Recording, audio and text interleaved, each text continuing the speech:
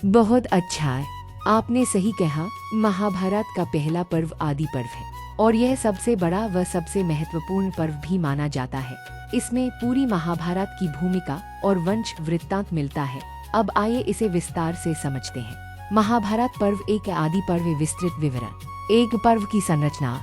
कुल अध्यायों की संख्या लगभग 236, श्लोकों की संख्या लगभग 800। उपपर्व उपखंड। आदि पर्व में लगभग 19 उपपर्व खंड हैं। 2 उपपर्व और उनका सारांश। एक आदि पर्व का आरंभ है। सूत उग्र श्रवाह ने ऋषियों को नमस्कार कर महाभारत की कथा सुनाना शुरू किया। व्यास जी द्वारा रचित इस ग्रंथ की महिमा बताई गई। 2 आदि पर्व संकल्प पर्व। महाभारत को क्यों लिखा गया यह बताया गया। गणेश जी ने व्यास जी का लेखन सहायक बनकर महाभारत लिखा। 3 वंशावली वर्णन। चंद्रवंश और भरतवंश का विवरण।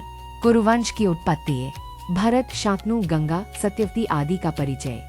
4 शांतनु और गंगा की कथा। महाराज शांतनु और गंगा का विवाह। देवव्रत भीष्म का जन्म। 5 भीष्म की प्रतिज्ञा। सत्यवती से विवाह के लिए शांतनु की इच्छा।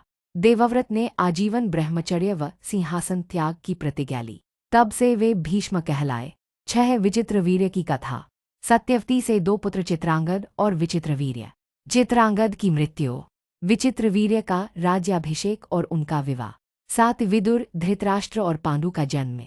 विचित्रवीर्य की मृत्यु के बाद व्यास जी के नियोग से विदुर, धृतराष्ट्र और पांडु का जन्म हुआ। 8 कौरव और पांडवों का जन्म।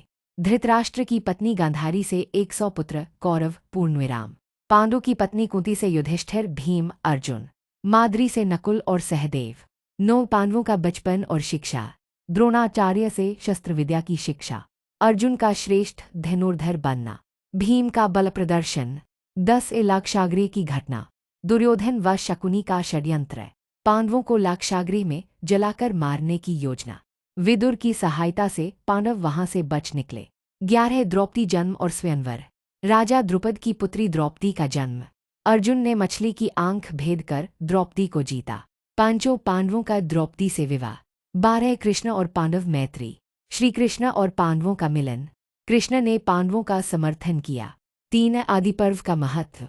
इसमें महाभारत युद्ध की भूमिका बनती है। वंशावली, पारिवारिक विवाद, भीष्म की प्रतिज्ञा, पांडवों का संघर्ष और द्रौपदी प्राप्ति जैसी घटनाएं आगे के युद्ध की नींव रखती हैं। आदि पर्व में यह स्पष्ट किया गया कि अहंकार, ईर्ष्या और षड्यंत्र अंततः विनाश का कारण बनते हैं। संक्षेप में, आदि पर्व पूरे महाभारत की भूमिका है। यह पर्व बताता है कि कैसे एक वंश की महत्वाकांक्षा, राजनीति और प्रतिज्ञाओं ने धीरे धीरे ऐसे युद्ध की भूमि तैयार की जो मानव इतिहास का सबसे बड़ा युद्ध कहलाया।